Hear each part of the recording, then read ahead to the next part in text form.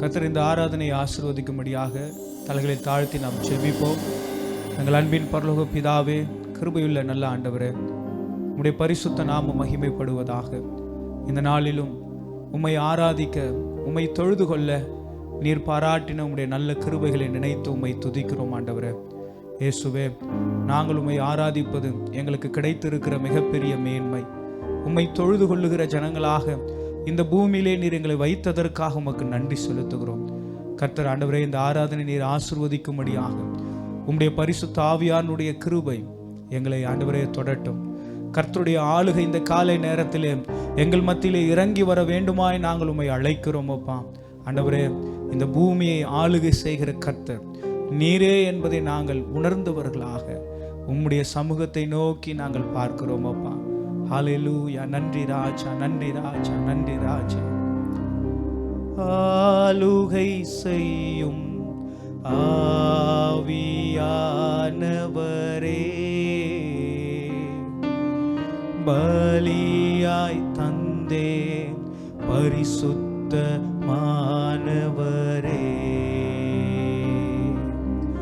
ஆளுகை செய்யும் ஆவியானவரே,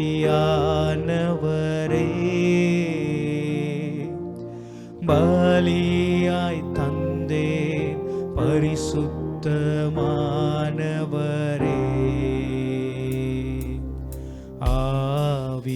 ஆவியானவரே, என் ஆற்றல் ஆனவரே,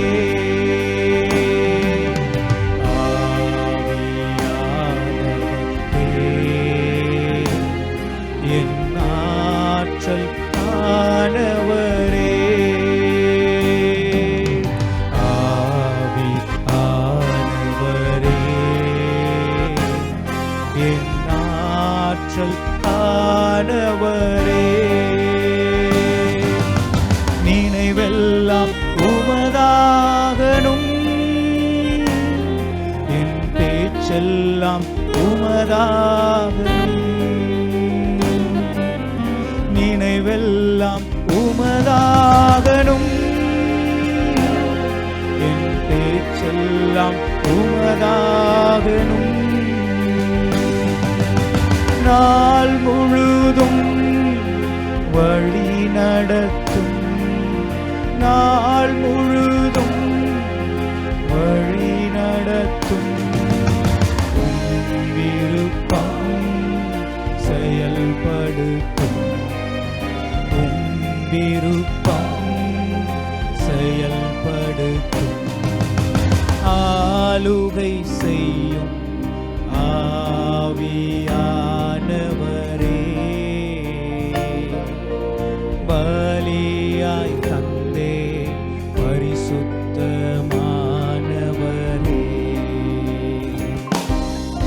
ஆளுகை செய்யும் ஆவியானவரே,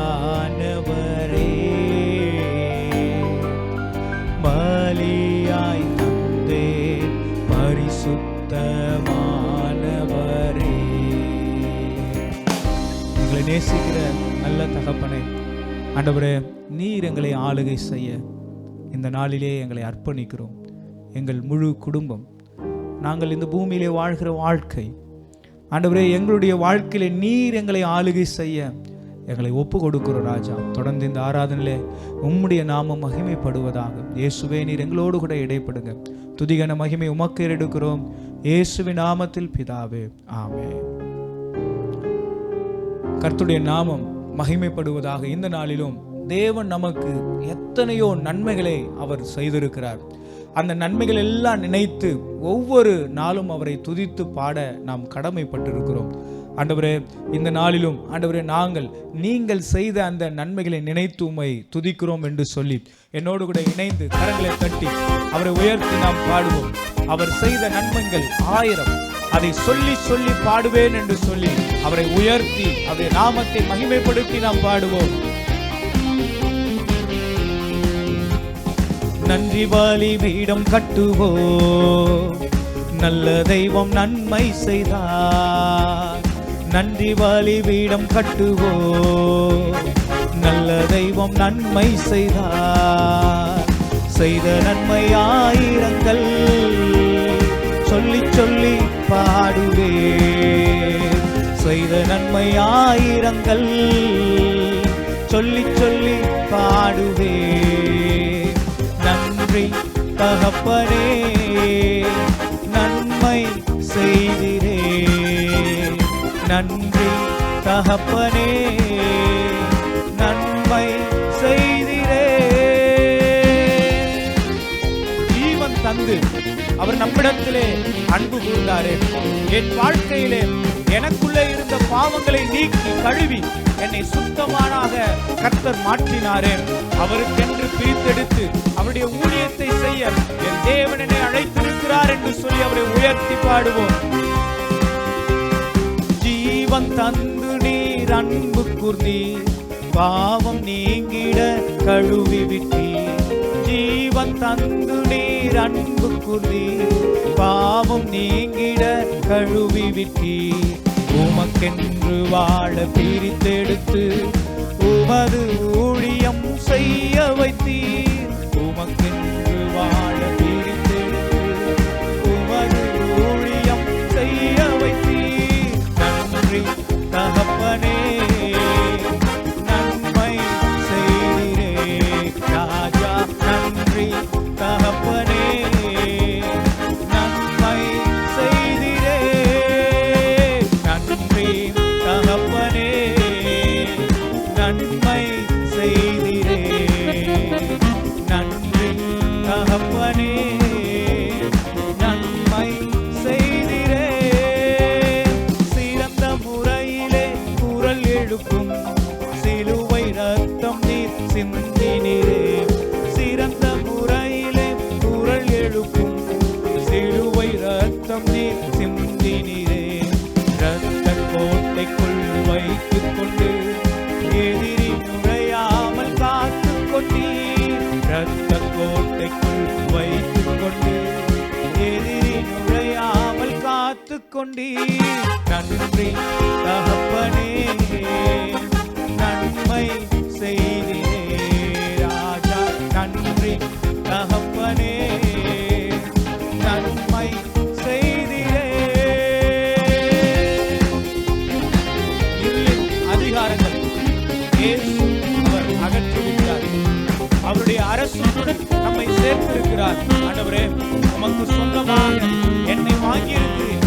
நான் உம்முடைய பிள்ளை என்கிற அந்த உரிமையோடு கூட நாங்கள் உம்மை துதித்து பாடுவோம் என்று சொல்லி இருளின் அதிகாரம் அகற்றி விட்டீர். இயேசு அரசுக்குள் சேர்த்து விட்டீர். இருளின் அதிகாரம் அகற்றி விட்டீர். இயேசு அரசுக்குள் சேர்த்து விட்டீர். உமக்கு சொந்தமாய் வாங்கிக் கொண்டு உரிமை சொத்தாக வைத்துக் கொண்டீர். உமக்கு சொந்தமாய் வாங்கிக் கொண்டு உரிமை சொத்தாக வைத்துக் கொண்டீர். நன்றி தகப்பனே.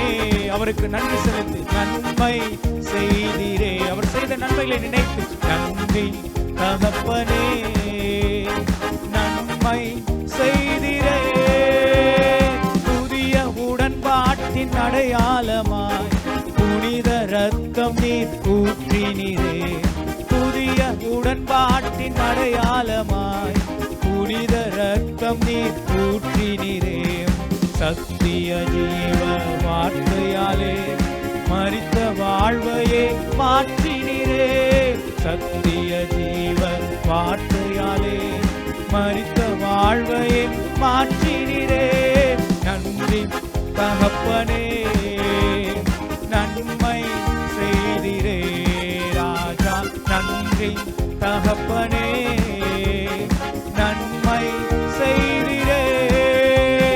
நன்றி தகப்பனே நன்மை செய்திரே. ராஜா நன்றி தகப்பனே நன்மை செய்திரே. ஹல்லேலூயா. இருளின் அதிகாரங்களை அவர் நீக்கி இருக்கிறார். இந்த நாளிலே அவருடைய ராஜ்யத்திற்குள்ளே இயேசு கிறிஸ்துவினுடைய அந்த ஆளுகைக்குள்ளே நான் சேர்க்கப்பட்டிருக்கிறேன். ஆண்டவரே, என்னுடைய வாழ்க்கையிலே எந்த காரியத்தை நான் செய்தாலும் அந்த காரியங்களை வாய்க்க செய்கிறவர் என்னுடைய ஆண்டவர். அவரே எல்லா காரியத்தையும் வாய்க்க பண்ணவர். ஆண்டவரே, இந்த நாளிலே நாங்கள் இந்த வார்த்தையை நம்புகிறோம் என்று சொல்லி என்னோடு கூட இணைந்து என்னுடைய காரியத்தை வாய்க்க பண்ணுகிறவர் கர்த்தர். அவரே எனக்கு போதுமானவர் என்று சொல்லி அவரை உயர்த்தி நாம் பாடுவோம்.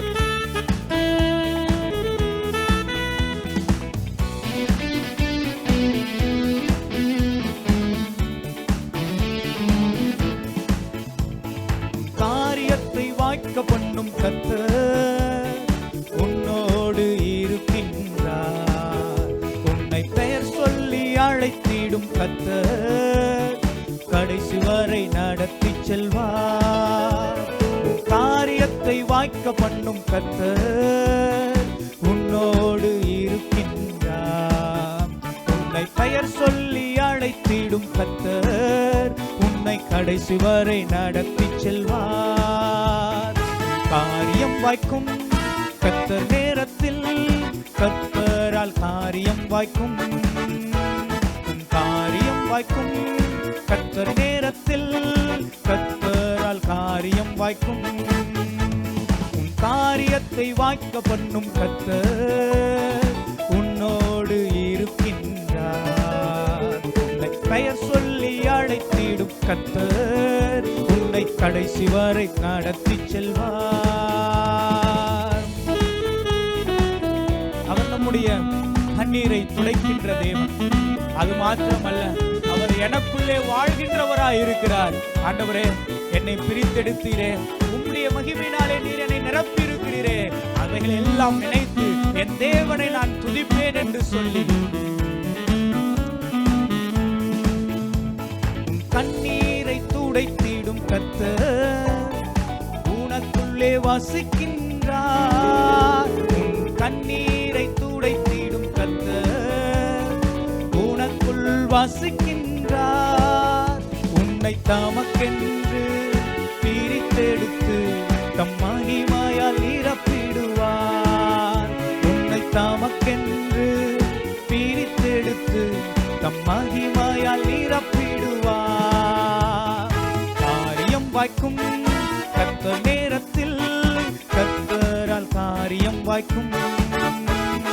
காரியம் வாய்க்கும் கர்த்தர் நேரத்தில் கர்த்தரால் காரியம் வாய்க்கும். காரியத்தை வாய்க்க பண்ணும் கர்த்தர் உன்னோடு இருக்கின்றார். உன்னை பெயர் சொல்லி அழைத்திடும் கர்த்தர் உன்னை கடைசி வரை நடத்தி செல்வார். உன்னுடைய நினைவுகள் அவருடைய நினைவுகள் அல்ல, அதை காட்டிலும் மேலானவர்களே என்னுடைய வாழ்க்கையிலே என் தேவன் செய்வார். ஆண்டவரே, என்னை உடைத்து உருவாக்குகிற கர்த்தர் என்னை சிறப்பாக நீர் வணைந்திடுவீர் என்று சொல்லி கரங்களை தட்டி உற்சாகத்தோடு என்னுடைய ஆண்டவரை நாம் பாடுவோமா? உன் நினைவு அவர் நினைவு அல்ல, மேலானதை செய்வார்.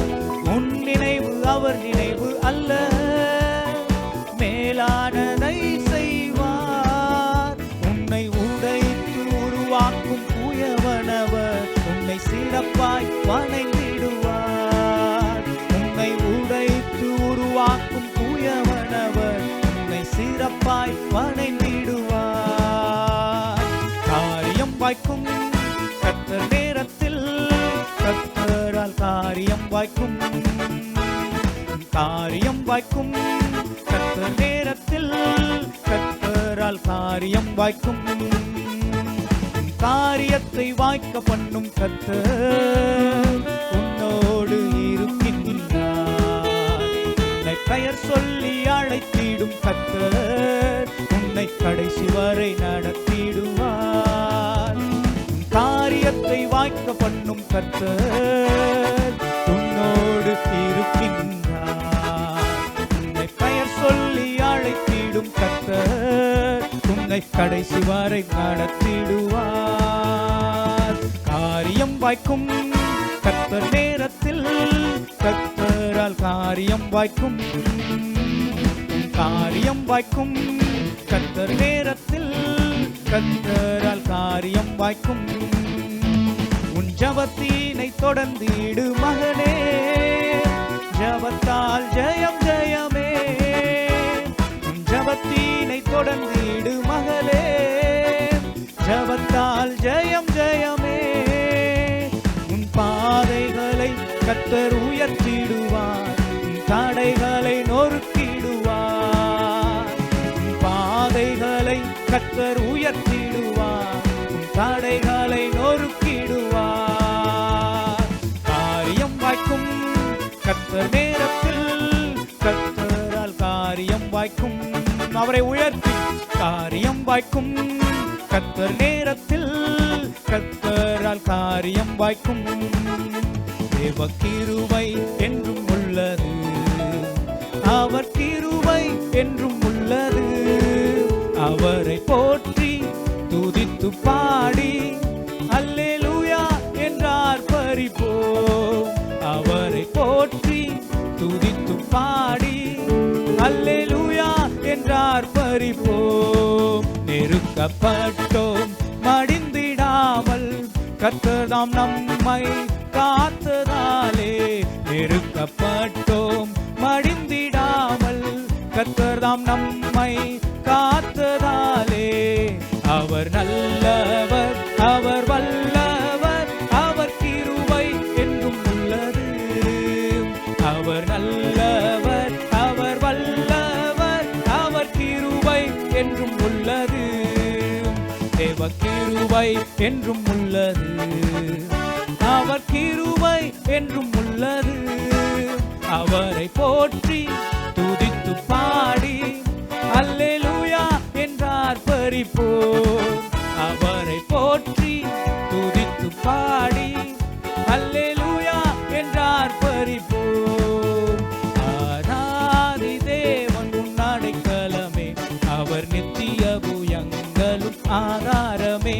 ஆராதி தேவன் உன் அடைக்கலமே, அவர் நித்திய புயங்களும் ஆதாரமே. இந்த தேவன் என்றென்றும் உள்ள சதா காலமும் நமது தேவன், மரண பரியந்தம் நம்மை நடத்திடுவார். ஆனாதி தேவன் உன் அடைக்கலமே, அவர் நித்திய புயங்களும் ஆதாரமே. ஆனாதி தேவன் உன் அடைக்கலமே, அவர் நித்திய புயங்களும் ஆதாரமே. காரியம் வாய்க்கும் கர்த்தர் நேரத்தில், கர்த்தரால் காரியம் வாய்க்கும். காரியம் வாய்க்கும் கர்த்தர் நேரத்தில், கர்த்தரால் காரியம் வாய்க்கும். காரியம் வாய்க்கும் கர்த்தர் நேரத்தில், கர்த்தரால் காரியம் வாய்க்கும். காரியம் வாய்க்கும் கர்த்தர் நேரத்தில், கர்த்தரால் காரியம் வாய்க்கும். ஹல்லேலூயா.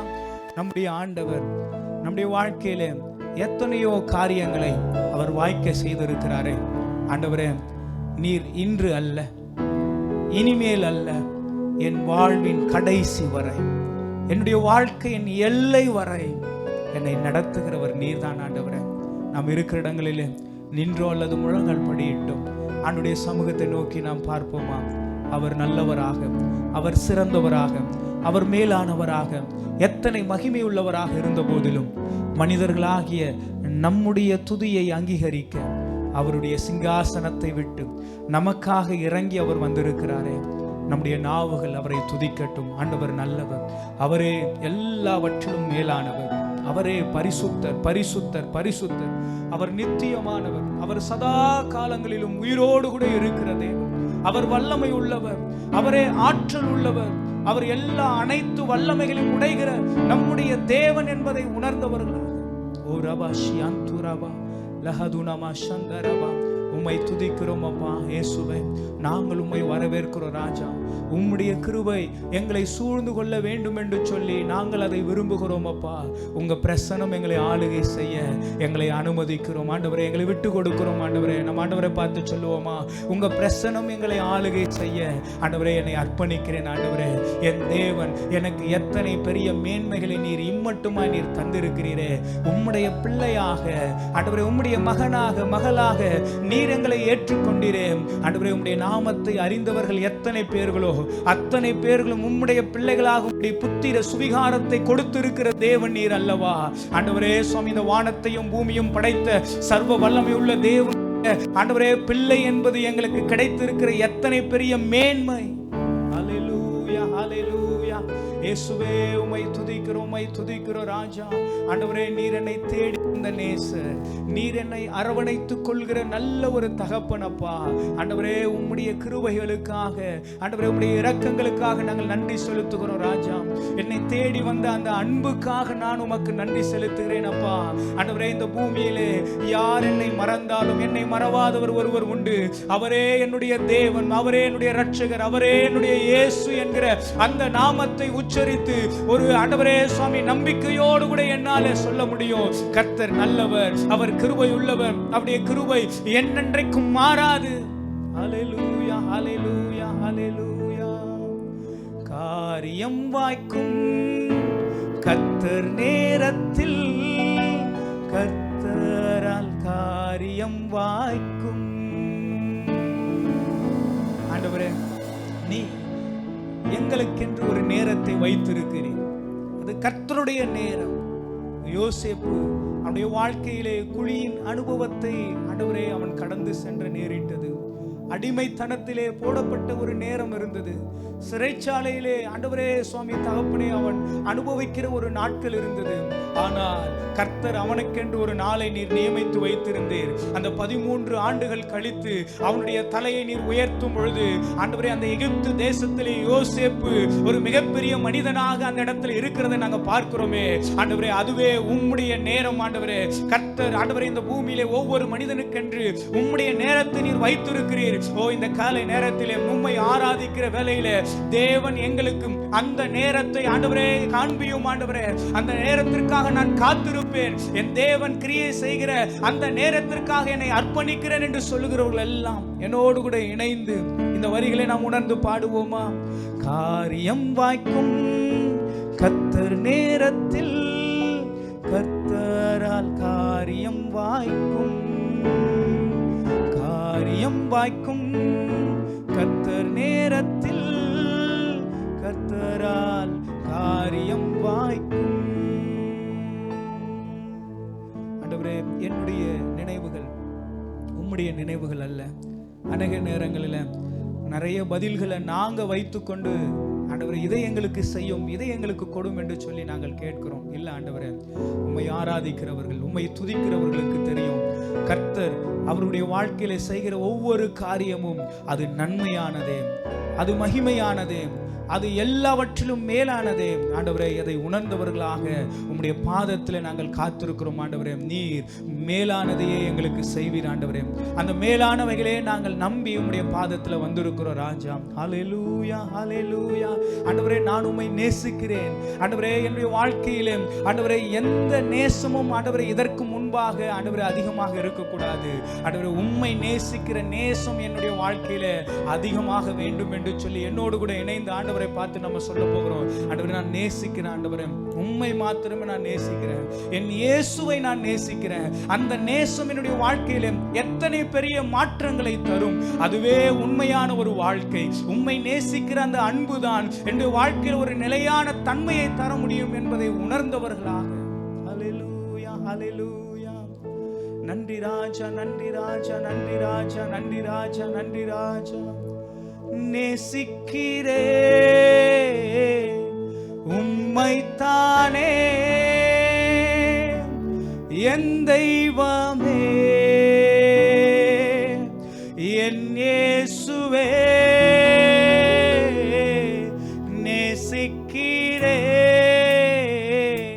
உம்மைத்தானே என் தெய்வமே.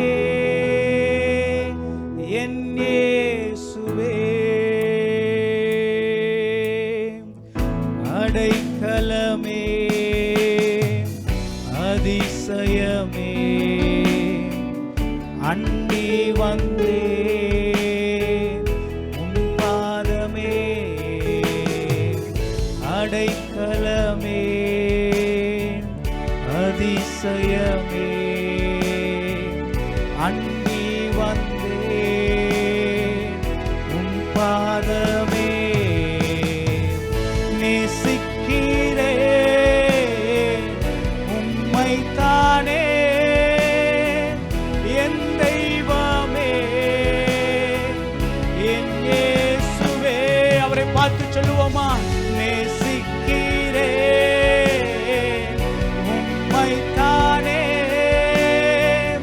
என் தெய்வமே என் இயேசுவே. நேசம் உண்டு பாசம் உண்டு இரக்கம் உண்டு உம் பாதத்தில். நேசம் உண்டு பாசம் உண்டு இரக்கம் உண்டு உம் பாதத்தில். நேசிக்கிறேன். கரங்களை உயர்த்தி உம்மைத்தானே என் தெய்வமே என் இயேசுவே. அர்ப்பணிப்போடு நேசிக்கிறேன். நான் உம்மை நேசிப்பேன் ஆண்டவரே. என் வாழ்க்கையில எந்த சூழ்நிலையிலும் எப்படிப்பட்ட நிலையிலும் என் தேவனை நான் நேசிப்பேன் என்கிற அந்த சிந்தையோடு கூட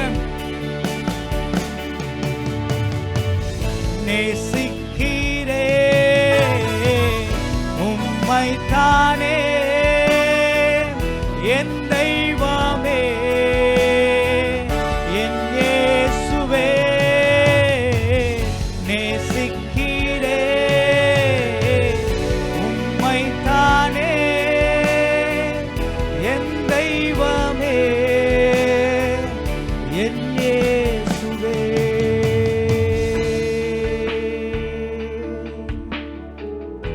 உயர்வனே உம் கையில் களிமண்ணால் உடைத்து உருவாக்கும். உயர்வனே உம் கையில் களிமண்ணால் உடைத்து உருவாக்கும். என் சித்தமல்ல உம் சித்தம் நான் தருகிறேன் உம் கையிலே. அவரை பார்த்து ஒரு அர்ப்பணிப்போடு கூட சொல்லுவோம், ஆண்டவரே என்னுடைய சித்தம் அல்ல உம்முடைய சித்தம் நிறைவேற ஆண்டவரே உம்முடைய கரங்களிலே என்னை ஒப்படைக்கிறேன் என்று சொல்லுகிறவர்கள் எல்லாம் என்னோடு கூட இணைந்து அவரை உயர்த்தி அவரை துதிப்போமா? என் சித்தமல்ல உம் சித்தம் நாடா தருகிறேன் உம் கையிலே. கரங்களை உயர்த்தி என் சித்தமல்ல உம் சித்தம் நாடா தருகிறேன் உம் கையிலே. என்னை தருகிறேன் தருகிறேன் உம் கரத்தில். என்னை படைக்கிறேன் படைக்கிறேன் உம் பாதத்தில். என்னை தருகிறேன் தருகிறேன் உம் கரத்தில். என்னை படைக்கிறேன் படைக்கிறேன் உம் பாதத்தில். உருவாக்குமே என்னை உருவாக்குமே உருவாக்குமே என்னை உருவாக்குமே. என் தேவனை நீரே என் தேவன். தாவீது அநேக நேரங்களிலே அவருடைய நொறுக்கப்பட்ட இறுக்கமான சூழ்நிலைகளிலே அவர் ஆண்டவரை பாட அவரை துதிக்க அவர் தெரிந்து கொண்டது போல ஆண்டவரே, நீரே என்னுடைய தேவன், நீர் எங்களுடைய குயவன், நாங்களோ களிமண். ஆண்டவரே, உம்முடைய கையிலே எங்களை ஒப்படைத்து விட்டோம். ஆண்டவரே, நீர் எங்களை வணைந்து கொள்வீராக, உம்முடைய சித்தத்தின்படி நீர் வணைந்து கொள்வீராக. உருவாக்குமே என்னை, உருவாக்குமே, உருவாக்குமே என்னை, உருவாக்குமே. எங்களை தாழ்த்தி அர்ப்பணிக்கிறோம். துதிகன மகிமை உமக்கே ஏறெடுக்கிறோம். இயேசுவின் நாமத்தில் பிதாவே, ஆமென். ஆண்டவர் இரட்சகருமாகிய இயேசு கிறிஸ்துவின் நாமத்தில் அன்பான வாழ்த்துக்கள். இந்த நாளிலேயும் கர்த்தரை ஆராதிப்பதற்கு தேவன் கொடுத்த கிருபைகளுக்காக ஆண்டவரை துதிக்கிறேன். 2021 ஆண்டு பிறந்து முதல் மாதத்துடைய கடைசி நாளில் வந்திருக்கிறோம். நாட்கள் மிக வேகமாக ஓடிக்கொண்டிருக்கிறது. நாம் நாட்களை ஆதாயப்படுத்திக் கொள்ள, காலத்தை பிரயோஜனப்படுத்திக் கொள்ள பரிசுத்த தேவன் நமக்கு உதவி செய்வாராக. தொடர்ந்து கர்த்தருடைய வசனத்துக்கு நேராக நம்முடைய கவனத்தை திருப்புவோம். மத்திய எழுதின சுவிசேஷம் 6ஆம் அதிகாரம் 9 முதல் 13ஆம் வசனம் வரை. பரமண்டலங்களில் இருக்கிற எங்கள் பிதாவே, உம்முடைய நாமம் பரிசுத்தப்படுவதாக, உம்முடைய ராஜ்யம் வருவதாக, உம்முடைய சித்தம் பரமண்டலத்திலே செய்யப்படுவது போல பூமியிலும் செய்யப்படுவதாக. எங்களுக்கு வேண்டிய ஆகாரத்தை இன்று எங்களுக்கு தாரும். எங்கள் கடனாளிகளுக்கு நாங்கள் மன்னிக்கிறது போல நீர் எங்கள் கடன்களை மன்னியும். எங்களை சோதனைக்குட்பட பண்ணாமல் தீமை நின்று ரட்சித்துக் கொள்ளும். ராஜ்யமும் வல்லமையும் மகிமையும் என்றென்றைக்கும் உம்முடையவைகளே, ஆமேன். இந்த பரமண்டல ஜெபத்தை ஆண்டவராகிய இயேசு கிறிஸ்து தம்முடைய சீசர்களுக்கு ஜெபிக்க கற்றுக் கொடுக்கும் பொழுது சொல்லிக் கொடுக்கிறார். அதில் ஒரு குறிப்பிட்ட வார்த்தை எடுத்து இந்த மாதம் முழுவதும் நாம் தியானித்து வருகிறோம். உம்முடைய ராஜ்யம் வருவதாக. முதல் வாரத்திலே மனிதன் ஏன் ஆளுகை செய்ய விரும்புகிறவனாக இருக்கிறான் என்ற கேள்வியோடு ஆரம்பித்தோம். அதற்கு அவனுடைய சிருஷ்டிப்பை குறித்து சிந்திக்க வேண்டும். அதுபொழுது அவனை சிருஷ்டித்த சிருஷ்டிகரை குறித்து நாம் அறிந்து கொள்ள வேண்டும். நம்முடைய தேவன் இருக்கிறவராக இருக்கிறார், தன்னிறைவு பெற்றவராக இருக்கிறார், அவர் அன்புள்ளவராக இருக்கிறார். ஆகவே அவருக்கென்று ஒரு தேவையும் இல்லை. ஆகிலும் அவருடைய அன்பின் நிமித்தம் அவர் தம்முடைய சாயலை, தன்னுடைய சாயலின்படி மனிதனை படைத்து தம்முடைய சாயலை பகிர்ந்து கொண்டார். பகிர்ந்து கொண்ட தேவன் மனிதனை ஆளுகை செய்வதற்காக இந்த பூமியிலே அவர் வைத்தார். அவன் மூலமாக தேவனுடைய ராஜ்யம் இந்த பூமியிலே ஸ்தாபிக்கப்பட வேண்டும். இதுதான் அவன் ஆளுகை செய்ய விரும்புகிற நபராக இருப்பதற்கான காரணம் என்பதை பார்த்தோம். ஆனால் அவன் எதை ஆளுகை செய்ய வேண்டும், அதில் தான் அவனுக்கு குழப்பம் உண்டானது. தேவன் இவ்வளவு மகிமையாக, இவ்வளவு மேன்மையாக மனு குலத்தை படைத்திருந்தார். ஆனாலும் பிசாசின் வார்த்தைகளுக்கு செவி கொடுத்து தேவனை போல தேவனுக்கு மேலாக என்ற நிலையில் மாற வேண்டும் என்ற எண்ணம் பிசாசு விதைத்த பொழுது அவன் தேவனுக்கு விரோதமாக துரோகம் பண்ணுகிறவனாக மாறி போனான். அந்த துரோகத்தினுடைய விளைவு அவன் தேவ பிரசன்னத்தை இழந்து போனான். தேவன் தந்த ஆளுகையை இழந்து போனான். அவனுடைய நிலை, மனநிலை எல்லாவற்றையும் இழந்து போனான் என்பதை 2வது வாரத்திலே பார்த்தோம். 3வது வாரத்திலே ஒரு மனிதனுக்கு தேவையான அடிப்படை தாகம், அவனுடைய தேவை என்ன என்பதை பாஸ்டர் பிரைசர் நம்மோடு பேசினார். 4வது வாரத்திலே இந்த redemption promised in garden of Eden, ஏதேன் தோட்டத்திலேயே மீட்பு வாக்கு பண்ணப்பட்டது என்பதை அடிப்படையாக வைத்து மதத்தை அல்ல, தேவன் உறவையே விரும்பினார். ஆனால் மனிதன் தனக்குள் ஏற்பட்ட, தேவனை விட்டு பிரிந்ததினால் அவனுக்குள் ஏற்பட்ட ஒரு வெற்றிடத்தை நிரப்பிக் கொள்வதற்கு மனிதனின் முயற்சியே மதம் என்பதை போன வாரத்திலே பார்த்தோம். அந்த வெற்றிடத்தை நிரப்புவதற்கு அவன் வழி தெரியாமல் தன்னால் தெரிந்த தன்னுடைய புத்தி கேட்டினபடி மதத்தை தோற்றுவித்தான். ஆனால் தேவனோ ராஜ்யத்தை ஸ்தாபிக்கவே மனிதனை இந்த பூமியிலே படைத்தார். உறவோடு இருக்க, அப்பா பிதாவினை கூப்பிடத்தக்க அந்த புத்திர சுவிகாரத்தின் ஆவியை ஆண்டவர் மனிதனுக்கு கொடுத்தார். அதை இழந்து போனபடியினால் இவன் சுய முயற்சினால் பல உபாய தந்திரங்களை தேடிக்கொண்டான் என்பதை குறித்தெல்லாம் போன வாரத்திலே நாம் பார்த்தோம். தேவன் ஒரு மதத்தை அல்ல, உறவையே விரும்புகிறார் என்ற அடிப்படையிலே போன வாரம் நிறைய காரியங்களை நாம் கற்றுக்கொள்ள ஆண்டவர் உதவி செய்தார். இந்த காலை நேரத்தில் அல்லது இந்த குறிப்பிட்ட நாளிலே நாம் தியானிக்க போகிறது, உறவை விரும்பின தேவன் இந்த பூமியிலே தம்முடைய ஒரே பேரான குமாரனை அனுப்பினார். இயேசு கிறிஸ்து இந்த பூமிக்கு வந்ததற்கான பிரதானமான காரணம் என்ன? Why did Jesus came to earth? இயேசு, தேவகுமாரனாய் இருக்கிற இயேசு இந்த பூமியிலே அவர் ஏன் வந்தார்? அதற்கான காரணத்தை இந்த பகல் வேளையிலே தியானிக்க ஆண்டவர் நமக்கு உதவி செய்வாராக. Redemption, restoration, reestablishment of his kingdom on earth is the primary focus of Jesus Christ.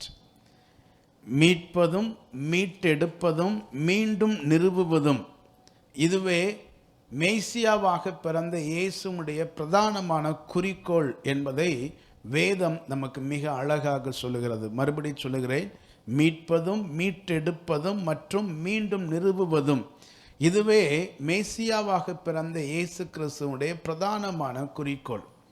இந்த ரிடம்ஷன், ரெஸ்டோரேஷன், ரீஎஸ்டாப்ளிஷ்மெண்ட், இந்த 3 வார்த்தைகளையும் நம்முடைய மனதில் ஆழமாக பதித்து கொள்ள வேண்டும். ரிடம்ஷன், யாரை மீட்டுக்கொள்ள தேவன் விரும்பினார்? பாவத்தில் விழுந்து போன, தேவனுடைய உறவை விட்டு விலகி போன, தேவனுடைய ஆசீர்வாதத்தை இழந்து போன, தன்னுடைய மனநிலையையும் தன்னுடைய ஆண்டவர் கொடுத்த இந்த ஸ்தானத்தையும் இழந்து போன மனிதனை மீட்டெடுப்பது, மீட்பது, அதுதான் தேவனுடைய பிரதானமான நோக்கம். இயேசு வந்ததுடைய பிரதானமான நோக்கம் அதுதான். இதை இன்னும் சுருக்கமாக சொல்ல வேண்டுமானால், தேவனுக்கும் மனிதனுக்கும் இடையில் இருக்கிற உறவு, மனிதன் பாவம் செய்த பொழுது இந்த உறவை இழந்து போனான். கடவுளுக்கும் மனிதனுக்கும் இடையில் இருக்கிற உறவு முற்றிலும் அறுந்து போனது. அதன் பின்பு ஆங்காங்கே சில நபர்கள், ஏனோக்கு, நோவா, ஆபிரகாம், இப்படி மோசே, தாவீது போன்ற சில மனிதர்கள் அந்த தேவனோடு இருக்கிற உறவை அவர்கள் புதுப்பித்து கொண்டார்கள், வளர்வதற்கு முயற்சி பண்ணினார்கள். அந்த உறவில் வளர்வதற்கு தான் ஆண்டவராகிய தேவன் சில வழிமுறைகளை கொடுத்திருந்தார். ஆஸ்தரிப்பு கூடார முறை என்ற அமைப்பு, it's not a religious system, it was not a religious system. அது ஒரு மத சம்பந்தப்பட்ட அமைப்பு அல்ல. அதன் மூலமாக மனிதர்கள் தேவனோடு உறவில் வளர வேண்டும். அதுதான் தேவன் பிரதானமாக நோக்கமாக வைத்திருந்தார். அதற்குத்தான் கட்டளைகள் கொடுத்திருந்தார், அதற்குத்தான் பிரமாணங்களை கொடுத்திருந்தார், அதற்குத்தான் தீர்க்கதரிசிகளை அனுப்பியிருந்தார். ஆனாலும் அந்த தேவனோடு கூட இருக்கிற உறவிலே மனிதர்கள் அவர்கள் தன்னை வளர்த்து கொள்வதற்கு இயலாமல் போனது, தோற்று போனார்கள். ஆகவே ஆண்டவராகிய தேவன் தம்முடைய ஒரே பேரான குமாரனாம் இயேசு கிறிஸ்துவை இந்த பூமியிலே அனுப்பி, ஒரு மனிதனாக இந்த பூமியில் இருக்கிற நபர் எப்படி வெற்றிகரமாக வாழ முடியும், எப்படி தேவனுடைய ராஜ்யத்தை இந்த பூமியிலே கொண்டு வந்து எக்ஸ்டெண்ட் பண்ண முடியும், விரிவாக்க முடியும், தேவனுடைய ராஜ்யத்தை இந்த பூமியிலே எப்படி ஸ்தாபிக்க முடியும் என்பதை இயேசு கிறிஸ்து மூலமாக நமக்கு ஒரு முன்மாதிரியான ஒரு அடையாளமாக வைக்கும்படி இந்த பூமியிலே தம்முடைய குமாரனை அனுப்பினார். இயேசு இந்த பூமியிலே வந்து மரித்து அடக்கம் பண்ணப்பட்டு 3ஆம் நாள் உயிர்த்தெழுந்தார். இன்றைக்கு பரமேறி சென்றிருக்கிறார். அவருடைய ஆவியானவர் நம்மோடு கூட வாசம் பண்ணுகிறார். அவர் வந்ததுடைய பிரதானமான நோக்கம் மனிதனுக்கும் தேவனுக்கும் இடையில் இருக்கிற உறவை புதுப்பித்து கொள்ள, அந்த உறவை மீட்டு கொள்ள, மனிதனை மீட்டு கொள்ள, மனிதன் இழந்து போன ஆளுகையை அவனுக்கு திரும்ப கொடுக்க, இந்த பூமியிலே தேவனுடைய ராஜ்யம் மீண்டும் ஸ்தாபிக்கப்பட, இதற்குத்தான் இயேசு கிறிஸ்து இந்த பூமிக்கு வந்தார். இதுதான் அவருடைய மிக முக்கியமான நோக்கம். This would be the principal purpose and assignment of the promised Messiah. வாக்கு பண்ணப்பட்ட மேசியாவின் கொள்கையும் நோக்கமும் வேலையும் இதுதான். எது? ரெஸ்டோரேஷன், ரிடம்ஷன், ரீஎஸ்டாப்ளிஷ்மெண்ட், மீட்பது, மீட்டெடுப்பது, மறுபடியும் மீண்டும் நிறுவுவது. ஸோ இப்போது இயேசு கிறிஸ்து இந்த பூமிக்கு வந்ததுக்கான காரணங்கள், நிறைய காரணங்களை, கிட்டத்தட்ட 30க்கு மேலான காரணங்களை நாம் புதிய ஏற்பாட்டிலே வாசிக்கும் பொழுது தெரிந்து கொள்ள முடியும். அதில் ஒரே ஒரு குறிப்பிட்ட வேத பகுதியை இந்த நேரத்தில் நாம் எடுத்து அதை வாசித்து தியானிக்க ஆண்டவர் நமக்கு உதவி செய்வாராக. யோவான் 18ஆம் அதிகாரம் 33ஆம் வசனம் முதல் 38ஆம் வசனம் வரை நாம் அதை எடுத்துக்கொள்வோமானால், அங்கு ஒரு சம்பவம் சொல்லப்பட்டிருக்கிறது. முதலாவது நான் சம்பவத்தை சொல்லிவிடுகிறேன், அதன் பின்பு அந்த வசனத்தை நான் வாசிப்போம். இயேசு கிறிஸ்துவை சிலுவையில் அறைவதற்கு யூதர்கள் ரோமருடைய கரத்திலே கொடுத்து விட்டார்கள். இப்பொழுது இயேசு கைது செய்யப்படுகிறார். அவர் பிரதான ஆசாரியர்களுக்கு முன்பதாக நிற்கிறார். அதன் பின்பு ரோம அரசாங்கத்தின் ஆளுகை செய்கிற பிலாத்துவுக்கு முன்பதாக கொண்டு போய் நிறுத்துகிறார்கள். இயேசு பல வகையில் அவர் நியாயம் தீர்க்கப்படுகிறதை பார்க்கிறோம். ஒன்று பிரதான ஆசாரியர்கள், அடுத்து ஏரோது, அடுத்ததாக பிலாத்து என்று ஒவ்வொரு நிலையிலையும் அவர் கொண்டு போய் நிறுத்தப்படுகிறார். இப்பொழுது பிலாத்து ரோம அரசாங்கத்துடைய கவர்னர் ஜெனரல்.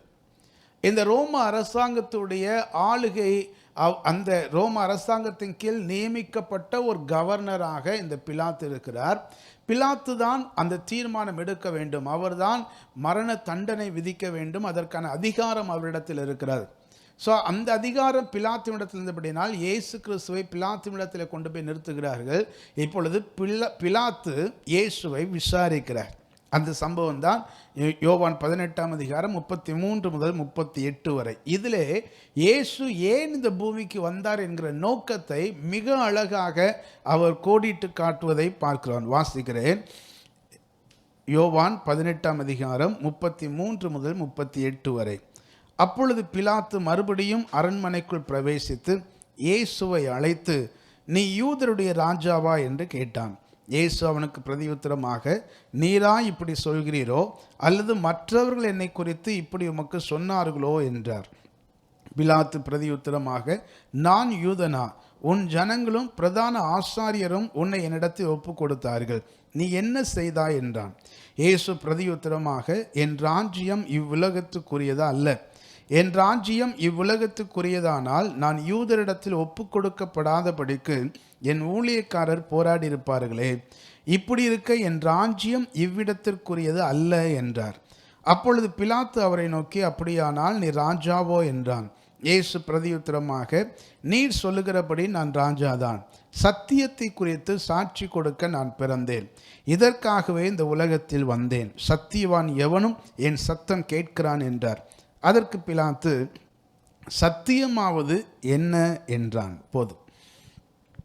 இப்போ பிலாத்து கேட்கிறார் இயேசுவை, கைதியாக சிறைப்பிடிக்கப்பட்ட இயேசுவை பார்த்து பிலாத்து ஒரு கேள்வி கேட்கிறான், நீர் ராஜாவா? ஏன்னா பிலாத்துவுக்கு என்ன சந்தேகம்னா, இந்த இயேசுவை, இந்த மேசியா என்று அழைக்கப்படுகிற அந்த இயேசுவை குற்றவாளியாக நிறுத்தி இருக்கிறார்கள்.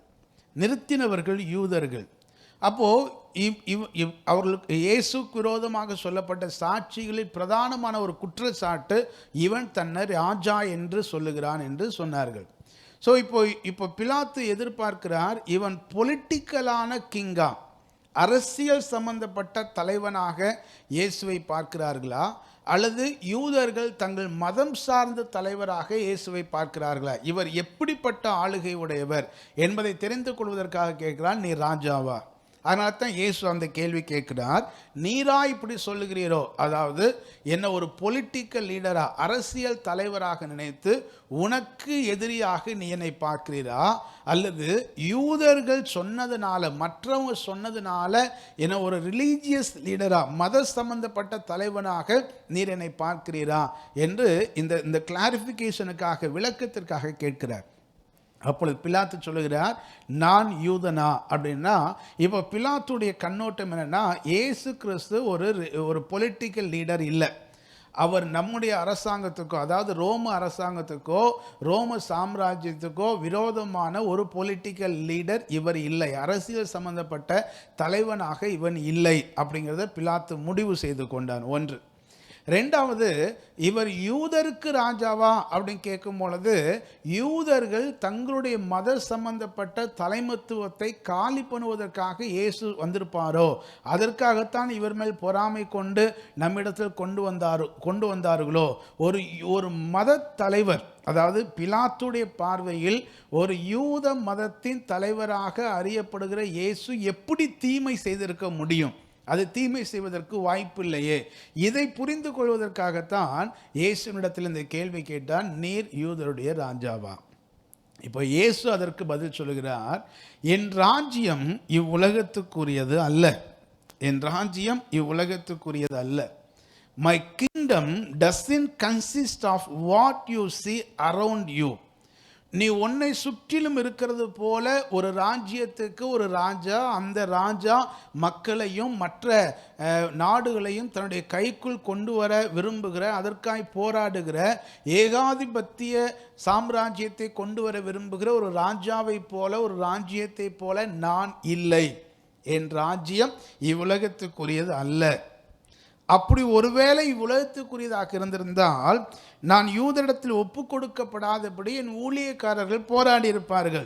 ஸோ நீ நினைக்கிற மாதிரி இந்த பூமிக்குரிய மனிதர்களைப் போல, இந்த பூமிக்குரிய ராஜாக்களைப் போல நான் அந்த பூமியை ஆளுகை செய்ய வரவில்லை. அதாவது மனிதர்களை ஆளுகை செய்ய நான் வரவில்லை. என் ராஜ்யம் இவ்வுலகத்துக்குரியது அல்ல அப்படின்னு சொல்லிட்டார். சொன்னதுக்கு அப்புறம் இவன் கேட்குறான், அப்போ நீ ராஜாவா? மறுபடியும் பிலாத்துக்கு சந்தேகம் வருது. அப்போ நீ ராஜாவான்னு கேட்கும்போது இப்போ இயேசு சொல்றாரு, எஸ், ஐ ஆம் எ கிங். நான் ராஜா தான், நான் ராஜா தான். ஆனால் நான் என்ன ராஜா தெரியுமா? சத்தியத்தை குறித்து சாட்சி கொடுக்க நான் பிறந்தேன். நான் இந்த பூமியில பிறந்ததுக்கு காரணமே சத்தியத்தை குறித்து சாட்சி கொடுக்க பிறந்தேன். இதற்காகவே இந்த உலகத்திற்கு வந்தேன். இங்க 2 வார்த்தையை அவர் சொல்லுகிறதை நாம் பார்க்க வேண்டும். ஐ ஆம் king, I was born and entered the world so that I could witness to the truth. 2 வார்த்தை சொல்லுகிறார். சாட்சி கொடுக்க நான் பிறந்தேன், இதற்காகவே இந்த உலகத்திற்கு வந்தேன். I was born and entered. 2 வார்த்தை சொல்றார். நம்ம பொதுவாகவே நீ ஏன்பா இந்த பூமிக்கு வந்து பிறந்த அப்படின்னா நம்ம பிறந்ததை பற்றி சொல்லுவோம். ஏன்னா நம்ம எல்லாரும் இந்த பூமியிலே பிறந்திருக்கிறோம். ஆனால் இயேசு சொல்லுகிறார், ஐ வாஸ் பார்ன், நான் பிறந்தது உண்மை. At the same time, I was entered the world. நான் இந்த உலகத்திற்கு வந்தேன். இங்க தன்னுடைய அவர் 100% மனிதனாக இருப்பதை சொல்லுகிறார். நான் இந்த உலகத்தில் பிறந்தேன். 100% அவர் தேவனாக இருப்பதை சொல்லுகிறார். நான் இந்த உலகத்திற்கு வந்தேன். ஸோ இதை புரிந்து கொள்வதற்கே இங்கு பிலாத்துவுக்கு கடினமாக இருக்கிறது. பிலாத்துக்கு மட்டும் இல்லை, இன்றைக்கு இந்த செய்தியை கேட்கிற அல்லது இன்றைக்கு இருக்கிற திருச்சபை மக்களுக்கு, இன்றைக்கு இருக்கிற உலக மக்களுக்கு இது ஒரு பெரிய கேள்வியாக இருக்கிறது. புரிந்து கொள்ள முடிகிறது இல்லை. இயேசு இந்த பூமிக்கு அவர் ராஜாவாக வந்திருக்கிறார். அப்படித்தான் நம்முடைய மனநிலையில் மற்ற ராஜாக்களை போல நாம் யோசிக்கிறோம். இயேசு அப்படிப்பட்டவர் அல்ல. அவர் இந்த பூமிக்கிலே பிறந்ததுக்கு காரணம், உங்களைப் போல என்னைப் போல இந்த பூமியிலே பிறந்தார். அதற்கு காரணம், தேவனால் சிருஷ்டிக்கப்பட்ட ஒரு மனிதன் பரலோக ராஜ்யத்தை இந்த பூமியிலே கொண்டு வர வேண்டும். அது மனிதன் மூலமாக நடக்க வேண்டும். அதற்கு ஒரு அடையாளம் நான் என்பதை நமக்கு முன்பதாக ஒரு அடையாளமாக நிறுத்தும்படி இயேசு இந்த பூமியிலே பிறந்தார். இந்த ரியாலிட்டி, இந்த ட்ரூத், இந்த உண்மையை நமக்கு கற்றுக் கொடுப்பதற்காக பிறந்தார். அடுத்து இந்த உலகத்திற்கு வந்தார். எதற்காக? நாம் இந்த ரியாலிட்டியை புரிந்து கொள்ள வேண்டும், இந்த சத்தியத்தை புரிந்து கொள்ள வேண்டும் என்று அந்த சத்தியத்தை குறித்து நமக்கு போதிப்பதற்காக இந்த பூமியிலே அவர் வந்தார். இந்த 2 வார்த்தைகளையும் நாம் புரிந்து கொள்ள வேண்டும். இதற்காகவே இந்த உலகத்திற்கு வந்தேன். சத்தியவான் எவனும் என் சத்தம் கேட்கிறான். யார் இந்த ரியாலிட்டியை தேடுகிறார்களோ, யார் இந்த உண்மையை புரிந்து கொள்கிற மனநிலையோடு தேடுகிறார்களோ அவர்கள் இதை புரிந்து கொள்வார்கள். ரியாலிட்டி, சத்தியம், உண்மை. இந்த சத்தியம், உண்மை, ரியாலிட்டி, இந்த வார்த்தையை நம்ம யோசிக்கும் பொழுது what is reality or what is truth? சத்தியம் என்றால் என்ன அப்படின்னா, நம்ம இதுக்கு முன்னாடி பிரசங்கத்தை ஒரு 3 வாரம் நான் பண்ண பிரசங்கத்தை நீங்கள் மறுபடி கேட்டு பாருங்க. இந்த பூமியிலே மனிதனை தேவன் படைத்ததுக்கு காரணம் அவருடைய அன்பு என்பது பகிர்ந்தளிப்பதும் கொடுப்பதும். அதுதான் அன்பினுடைய இலக்கணம். இயேசு தம்முடைய சாயலை நம்மோடு பகிர்ந்து கொண்டார். அவர் இந்த பூமியை ஆளுகை செய்யக்கூடிய கிருபையை நமக்கு கொடுத்தார். இதை கொடுத்ததுடைய நோக்கம், பரலோக ராஜ்யம் மனிதன் மூலமாய் பூமியிலே ஸ்தாபிக்கப்பட வேண்டும். தேவனுடைய ராஜ்யம் என்பது புசிப்பும் குடிப்பும் அல்ல, அது நீதியும் பரிசுத்த ஆவியினால் உண்டாகிற சந்தோஷம் சமாதானமுமாக இருக்கிறது என்று ரோமர்ல பவுல் சொன்னது போல, தேவனுடைய ராஜ்யம் என்பது சம்திங் டிஃப்ரெண்ட். அது நாம் நினைக்கிற ராஜ்யம் அல்ல. இந்த பூமியில் இருக்கிற மனிதர்கள் ஆளுகை செய்கிற ராஜ்யம் அல்ல. அது முற்றிலுமாக வேறுபட்டது. எங்கு வேறுபட்டது? அதை நான் முதல் வாரத்திலே சொன்னேன். ஆண்டவர் மனிதனை ஆளுகை செய்துங்கள் என்று சொல்லும் பொழுது அவரால் சிருஷ்டிக்கப்பட்ட மற்ற சிருஷ்டிகளையும் இந்த பூமியையும் ஆளுகை செய்ய அனுமதி கொடுத்தாரே ஒழிய சக மனிதனை ஆளுகை செய்வதற்கு தேவன் அனுமதி கொடுக்கவே இல்லை. ஆனால் இந்த பூமியில் இருக்கிற மனிதர்கள், இந்த பூமியில் இருக்கிற ராஜாக்கள், பூமியில் இருக்கிற தலைவர்கள் செய்கிற காரியம் என்ன? அவர்கள் இந்த பூமியில் இருக்கிற மற்ற சிருஷ்டிகளை ஆளுகை செய்வதை விட தன்னை போல் இருக்கிற சக மனிதர்களை ஆளுகை செய்வதிலேயே தீவிரமாக இருக்கிறார்கள். அதனால தான் ஏகாதிபத்தியம் என்பது வருகிறது, அதிலே தான் சுயநலம் வருகிறது, அதில் தான் பண ஆசை வருகிறது, அதில் தான் அதிகார துஷ்பிரயோகம் வருகிறது. மேலிடத்தில் இருக்கிறவர்கள் கீழே இருக்கிற மக்களை ஒடுக்க வேண்டும் என்ற எண்ணம் வருகிறது. பணம் சம்பாதித்தால் தான் மற்ற எல்லாரும் தங்களுடைய கட்டுப்பாட்டுக்குள் இருப்பார்கள் என்று சொல்லி பணம் சம்பாதிப்பதை பிரதானமான நோக்கமாய் கொண்டு எல்லாரையும் ஏமாற்றி அல்லது வஞ்சித்து ஒரு தனிப்பட்ட ஒரு நபர் அல்லது தனிப்பட்ட ஒரு குடும்பம் என்ற அமைப்பிலே அவர்கள் தங்களை பெரிய நபர்களாக காட்டிக்கொள்ள முயற்சி பண்ணி போராடி ஆளுகை செய்கிறார்கள். முடிவிலே எல்லாவற்றையும் இழந்து போய்விடுகிறார்கள். இந்த ரியாலிட்டி, இந்த சத்தியத்தை புரிந்து கொள்ள வேண்டும். நான் மறுபடியும் உங்களுக்கு சில உதாரணத்தை சொல்ல விரும்புகிறேன். மகாவீரர் அலெக்சாண்டர் அவர் இந்த பூமியில் இருக்கிற எல்லா நாடுகளையும் தன்னுடைய கட்டுப்பாட்டுக்குள் கொண்டு வருவதற்கு முயற்சி பண்ணுவேன் என்று போராடினார். ஆனால் ஒரு குறிப்பிட்ட வயதிலே அவர் மரித்து போனார். இளம் வயதிலே மரித்து போனார். அவர் மரிப்பதற்கு முன்பதாக அவர் சொன்னார், என்னுடைய சவத்தை நீங்கள் அடக்கமென கொண்டு போகும் பொழுது, என்னுடைய செத்த சரீரத்தை அடக்கமென கொண்டு போகும்போது என்னுடைய 2 கைகளையும் வெளியிலே தொங்க விடுங்கள். எல்லா மனிதரும் பார்க்கக்கூடிய அளவுக்கு 2 கைகளும் தொங்கப்பட வேண்டும். ஏனென்றால் நான் ஒன்றும் கொண்டு வரவில்லை, நான் போகும்போது ஒன்றும் கொண்டு செல்லவில்லை என்பது மக்களுக்கு புரிய வேண்டும். அதே போல் என்னுடைய சவத்தை சுமக்கிறதுக்கு இந்த உலகத்திலே பிரசித்தி பெற்ற 4 மருத்துவர்களை அழைத்து வந்து என்னுடைய சவத்தை சுமக்க வையுங்கள். ஏனென்றால் இந்த உலகத்தில் எவ்வளோ பெரிய வைத்தியனாக இருந்தாலும் மரணத்தை தடுத்து நிறுத்த முடியாது என்பது உலகம் அறியட்டும் என்று சொன்னாராம். இந்த உலக மக்களை தன்னுடைய கட்டுப்பாட்டுக்குள் கொண்டு வர வேண்டும் என்று போராடி அதற்காக தீவிரமாய் செயல்பட்ட மகாவீரர் அலெக்சாண்டருடைய வார்த்தை பாருங்கள். நான் ஒன்றும் கொண்டு வரவில்லை, ஒன்றும் கொண்டு போகவில்லை, யாரையும் எதையும் என்னுடைய கட்டுப்பாட்டுக்குள் கொண்டு வர முயற்சி செய்து நான் முடிவிலை தோற்றவனாக போகிறேன் என்பதை உலகத்துக்கு உணர்த்தும்படி சொன்னார். யோபு சொல்லுகிறான், நான் நிர்வாணியாய் தாயின் வயிற்றிலிருந்து பிறந்தேன், நிர்வாணியாக போகிறேன். இந்த உலகத்தில் இருக்கிற எத்தனையோ மனிதர்கள், ஹிட்லராக இருக்கட்டும் அல்லது பெரிய பெரிய ராஜாக்களாக இருக்கட்டும், சர்வ அதிகாரத்தையும் பெற்றுக்கொண்ட சர்வாதிகாரிகளாக இருக்கட்டும், அவர்கள் எல்லாரும் சக மனிதர்களை, அடுத்த நாட்டு ஜனங்களை அல்லது சக மனிதர்களை ஆளுகை செய்து தன்னுடைய கட்டுப்பாட்டுகள் கொண்டு வருவதற்கு முயற்சி பண்ணினார்கள். அதிலே கொஞ்சம் ஜெயித்தது போல் இருந்தது.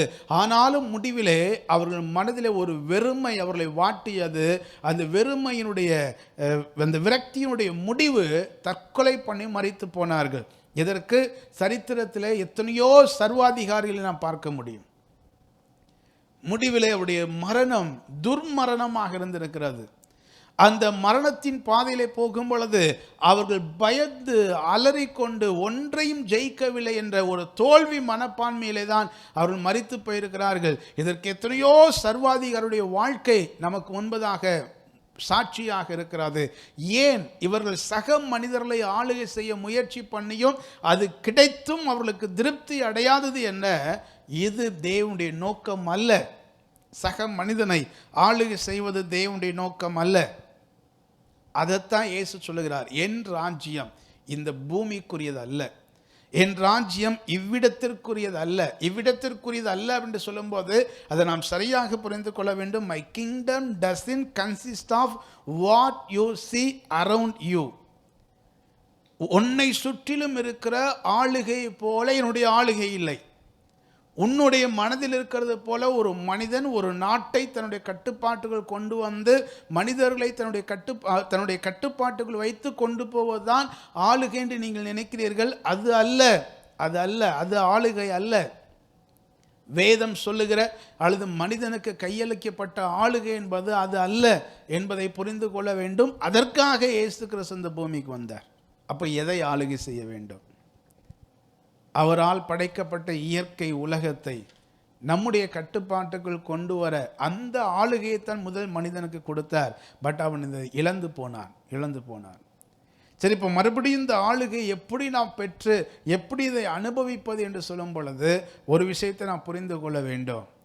இந்த உலகம் எப்படி நம்முடைய கட்டுப்பாட்டுக்குள் இப்பொழுது இல்லையோ அதே போல ஒவ்வொரு மனிதனும் அவன் தனக்குத்தானே கட்டுப்படுத்த முடியாதபடி இருக்கிறான். உங்களால் கட்டுப்படுத்த முடிகிறதா? யோசித்து பாருங்கள். ஒரு பாவம் செய்யாத படிக்கு, ஒரு தவறான காரியத்தை செய்யாத படிக்கு, தவறான எண்ணம் உங்களுடைய மனதிலே வராத படிக்கு அதை தடுத்து நிறுத்த உங்களால் முடிகிறதா? நீதிமொழிகள் ஞானி சொல்லும் பொழுது, தன் மனதை அடக்காதவன் மதிலிடிந்த பாலான பட்டணத்தை போல் இருக்கிறான், தன் ஆவியை அடக்காதவன் என்று ஞானி குறிப்பிடுகிறார். அருமையான தேவனுடைய பிள்ளைகளே, உங்களால் ஆளுகை செய்ய முடிகிறதா? உங்களால் கட்டுப்படுத்த அந்த அதிகார தன்மை கட்டுப்படுத்த முடிகிறதா உங்களால்? அதை நாம் யோசித்து பார்க்க வேண்டும். அங்கு நம்ம ஒரு வெற்றியை பெறுவோமானால் இந்த உலகத்தை வெற்றி பெறுவது என்பது நமக்கு எளிதாக இருக்கும். நீதிமொழிகள் 16:32 சொல்லுகிறது, பலவானை பார்க்கிலும் நீடிய சாந்தம் உள்ளவன் உத்தமன், பட்டணத்தை பிடிக்கிறவனை பார்க்கிலும் தன் மனதை அடக்குகிறவன் உத்தமன். உங்க மனசை உங்களால கண்ட்ரோல் பண்ண முடியுதா? உங்களை நீங்கள் கட்டுப்படுத்த முடிகிறதா? உங்கள் கோபத்தை உங்களால் கட்டுப்படுத்த முடிகிறதா? மொத்தத்தில் உங்களால் ஆளுகை செய்ய முடிகிறதா? அதை நம்ம புரிந்து கொள்ள வேண்டும். நம்மை எப்பொழுது நம்மால் ஆளுகை செய்ய 100% ஆளுகை செய்ய முடிகிறதோ, பாவத்தை ஜெயிக்க முடிகிறதோ, அப்பொழுது இந்த உலகத்தை, இந்த பூமியை ஆளுகை செய்யக்கூடிய கிருபை நமக்குள் திரும்ப முடியும். இந்த இடத்திற்கு நாம் வர வேண்டும் என்பதற்காக இயேசு நமக்கு ஒரு ரோல் மாடலை, அவரே பிறந்து அவரே அதை செய்து முடித்தார், நமக்கு ஒரு முன்மாதிரியை வைத்துவிட்டு சென்றார், நமக்கு அதை போதிக்கவும் செய்தார். இதை நாம் சரியாக புரிந்து கொள்ள வேண்டும். இயேசு கிறிஸ்து அவர் இந்த பூமியிலே மனிதனாக அவர் பிறந்தாரே, அவர் மனிதனாக இருந்த 33.5 ஆண்டுகளும் அவர் தன்னுடைய கட்டுப்பாட்டுக்குள் வைத்திருக்க முடிந்தது. அவரால் எப்படி முடிந்தது என்று யோசிக்கிறோமா? நம்ம இயேசு கிறிஸ்து இந்த பூமியிலே மனிதனாக இருந்த பொழுது அவர் ஞானஸ்தானம் எடுத்து உபவாசம் இருந்தார். உபவாசம் இருந்த அந்த 40வது நாளிலே அவருக்கு ஒரு சோதனை வந்தது. பிசாசானவன் சோதிக்க வந்தான். என்ன சோதனை? ஏதேன் தோட்டத்தில் என்ன சோதனை வந்ததோ அதே சோதனையைத்தான் இங்கு அந்த வனாந்திரத்திலே இயேசு கிறிஸ்துவுக்கும், ஏன்னா மனிதனாக இருக்கிற எல்லாருக்கும் அந்த சோதனை பிசாசு கொடுக்கிறான். இயேசு மனிதனாக இருக்கிறார், அவருக்கு அந்த சோதனையை கொடுக்கிறான். இயேசு அந்த சோதனையை ஜெயித்தார். அவருடைய கட்டுப்பாட்டுக்குள் அவரால் வைக்க முடிந்தபடியினால் அந்த சோதனைகளை ஜெயித்தார். அந்த சோதனை என்ன? டிசையர் ஃபார் ஆப்பிடைட்ஸ், அதாவது இயற்கையாக வரக்கூடிய ஆசை. என்ன ஆசை? பசி, தாகம், காமம், ஹங்கர், தர்ஸ்ட் அண்ட் செக்ஸ். இந்த மூன்றும் மனிதனுக்கு இருக்கக்கூடிய ஒரு தாகம். இதில் தான் முதல் சோதனை இயேசு கிறிஸ்துவுக்கு பிசாசு கொடுத்தான். நீ பசியாக இருக்கிறாய், இந்த கல்லுகள் எல்லாம் அப்பங்களாகும்படி செய்யும், அப்பொழுது நீ தேவனுடைய குமாரன் என்று நிரூபித்துக் கொள்ள முடியும். இயற்கையாக இருக்கக்கூடிய பசி, இயற்கையாக இருக்கக்கூடிய தாகம், இயற்கையாக இருக்கக்கூடிய பால் உணர்வு சம்பந்தப்பட்ட விஷயங்கள், இந்த மூன்றில் ஒவ்வொரு மனிதனுக்கும் பிரச்சனை வந்து கொண்டே இருக்கிறது. இந்த மூன்றிலும் ஒவ்வொரு மனிதனும் பல வேளைகளில் பல சூழ்நிலைகள் தோற்று போய் கொண்டே இருக்கிறார்கள். உங்களுக்குள்ளே அந்த உங்களை கட்டுப்படுத்துவதற்கு, உங்களை ஆளுகை செய்வதற்கு ஏற்ற பலன் இருக்குமானால் இந்த மூன்றையும் உங்களால் ஓவர் கம் பண்ண முடியும், ஜெயிக்க முடியும். அதனால தான் இயேசு ரொம்ப அழகாக சொல்லிக் கொடுத்தார், உம்முடைய ராஜ்யம் வருவதாக. ஏன்னா தேவனுடைய ராஜ்யம் ஒரு மனிதனுக்குள் ஸ்தாபிக்கப்படுமானால், முதலாவது தேவனுடைய ராஜ்யம் ஒரு மனிதனுக்குள் அது நிர்வகிக்கப்படுமானால் எவ்வளவு ஆச்சரியமாக இருக்கும். அந்த தேவனுடைய ஆளுகைக்குள் இருக்கிற மனிதன் தன்னுடைய கட்டுப்பாட்டுக்குள் அவனால் ஆளுகை செய்ய முடியும். ஸோ இந்த டிசைர் ஃபார் appetites, இந்த பசி சம்பந்தப்பட்ட ஆசைகள், அதில் 3 விதமான பசி. ஒன்று நம்முடைய ஆகாரத்துக்கான பசி, வயிற்று பசி. இன்னொன்று தாகம், இன்னொன்று சரீர பசி, அதுதான் காமம் என்று சொல்லப்படுகிறது. இந்த 3இல் நாம் ஒவ்வொரு நாளும் நமக்கு இதில் போராட்டம் இருக்கிறது. ஒவ்வொரு நாளும் பல நேரங்களில், பெரும்பான்மையான நேரங்களில் இதில் தோற்று போகிறோம் என்றால் இன்னும் தேவனுடைய ராஜ்யம் எனக்குள் வரவில்லை என்று அர்த்தம். தேவனுடைய ராஜ்யம், தேவனுடைய ஆளுகைக்குள் என்னை அர்ப்பணித்து கிறிஸ்து சிங்காசனம் இட்டு என்னுடைய இருதயத்தில் உட்கார்ந்திருப்பாரானால் இந்த 3ஐயும் என்னால் எளிதாக ஜெயிக்க முடியும். ஆகவே தான் இயேசு சொன்னார், மனுஷன் அப்பத்தினால் மாத்திரமல்ல தேவனுடைய வாயிலிருந்து புறப்படுகிற ஒவ்வொரு வார்த்தையினாலும் பிழைப்பான் என்று எழுதியிருக்கிறது. ஏன்னா தேவனுடைய ராஜ்யம் நமக்குள் இருக்குமானால் அந்த ராஜ்யத்தின் வார்த்தைகள், ராஜ்யத்தின் சுவிசேஷங்கள், ராஜ்யத்தின் சத்தியம் நம்மை திருப்திப்படுத்திவிடும். இந்த ஆசைகளை ஜெயிப்பதற்கு நமக்கு பலன் உண்டாகும். இந்த ஆசைகளை மேற்கொள்வதற்கு அது நமக்கு உதவி செய்யும். ஏன்னா இந்த 3 ஆசைகளுமே திருப்தி அடையாத ஆசைகளாக இருக்கிறது. இந்த திருப்தி அடையாத ஆசைகள் எதனால் திருப்தி அடைய முடியும் என்றால் தேவன் தருகிற ஜீவ தண்ணீர் ஊற்றுதான், அவருடைய வார்த்தை தான் நம்மை திருப்திப்படுத்த முடியும். உதாரணத்திற்கு அங்கு யோவான் 4ஆம் அதிகாரத்திலே, போன வாரம் அதற்கு முந்தின வாரத்தில் எல்லாம் பார்த்தோம், சமாரியா பெண், அந்த சீகார் எனப்பட்ட பட்டணத்தை சார்ந்த சமாரிய பெண், அவளுக்கு இதுவரைக்கு 5 புருஷர்கள் இருந்தார்கள், இப்பொழுது இருக்கிறவன் புருஷன் இல்லை அப்படின்னு சொல்லும் பொழுது அவளுக்குள்ளே ஒரு காம பசி இருக்கிறது, அடங்காத ஒரு தன்மை அவளுக்குள் இருக்கிறது. அது மாறுவதற்கு தேவனை அறிகிற அறிவு எப்பொழுது அவளுக்குள் வந்ததோ அவள் தன்னுடைய குடத்தை இறக்கி வைத்து விட்டு ஊருக்குள்ளே போய் சொன்னார், நான் செய்த எல்லாவற்றையும் ஒரு மனுஷன் எனக்கு சொன்னார், அவர்தான் மேசியாவா என்று வந்து பாருங்கள் என்று மேசியாவை அறிகிற அறிவு அவளுக்குள் வந்தவுடனே திருப்தி அற்றிருந்த அவளுடைய வாழ்க்கையிலே எல்லா புத்திக்கும் மேலான ஒரு திருப்தி வருகிறது. அப்பொழுதுதான் ஒரு விஷயத்தை புரிந்து கொண்டால், காமம் என்னை ஒரு நாளும் திருப்திப்படுத்த முடியாது, என்னுடைய சரீரத்தின் இச்சைகள் அது திருப்தி அடையாதது. ஆனால் தேவனை விசுவாசிக்கிறவன் உள்ளத்திலிருந்து ஜீவ தண்ணீருள்ள நதிகள் புறப்பட்டு ஓடுமே. இயேசுவை விசுவாசித்து இயேசுவோடு இருக்கிற அந்த உறவிலே நான் வளர தேவ பிரசன்னத்தால் நான் திருப்தி அடையும் பொழுது திருப்தியற்று இருக்கிற இவ்வுலகத்துக்குரிய பசி அடங்கிவிடும் என்பதை அவள் புரிந்து கொண்டால், அதற்குத்தான் யோவான் 4ஆம் அதிகாரத்தை வேதத்திலே ஆண்டவராய் இயேசு கிறிஸ்து எழுதி வைத்திருக்கிறார்.